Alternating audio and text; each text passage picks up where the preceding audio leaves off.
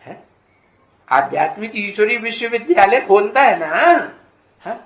आध्यात्म का नाम क्यों दिया? क्योंकि आत्मा के अंदर की बात बताता है। आधि माने अंदर, आत्मा माने आत्मा। आत्मा के अंदर क्या क्या अनेक जन्मों का पार्ट भरा हुआ है, वो कौन बता सकता है?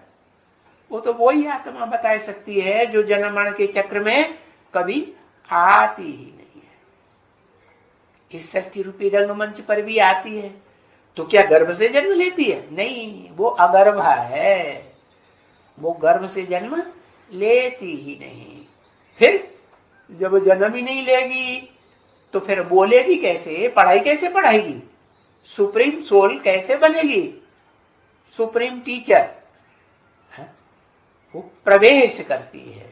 हाँ, जो गीता में भी लिखा हुआ है, क्या? प्रवेश तुम, मैं प्रवेश करने योग्य हूं। लेकिन ये बात विद्वान पंडित आचार्य भूल गए। क्या? उन्होंने स्थूल रथ दिखाई दिया अर्जुन का, है, और ये भूल गए कि शास्त्रों में लिखा हुआ है, उपनिषदों में लिखा हुआ है कि नहीं, शरीरम रथम विद्धि इंद्रियाणि हयान्या। शरीर को रथ समझ। किसका रथ? है? अरे शरीर किसका रथ है? एक अक्षर लिखने में कितना आत्मा का रथ है। हाँ, आत्मा का रथ है।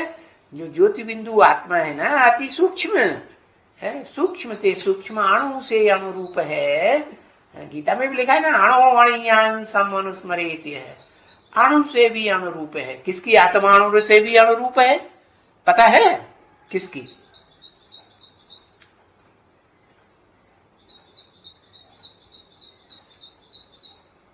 हाँ, आदम की आत्मा अणु से भी अणु नहीं है, उससे भी सूक्ष्म आत्मा है शिव की। क्या उससे भी सूक्ष्म है कि भैंस बुद्धि है? उससे भी सूक्ष्म, आदम से भी सूक्ष्म आत्मा है ज्योति बिंदु शिव की, जो सदैव ही बिंदु रूप में ही रहता है। शरीर में प्रवेश करता है तो भी बिंदु रूपी स्टेज में रहता है।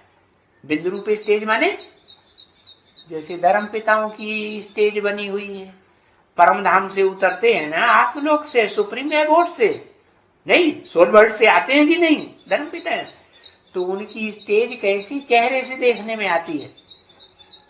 बुद्ध को देखो, क्राइस्ट को देखो, गुरु नानक को देखो, क्या देखने में आता है?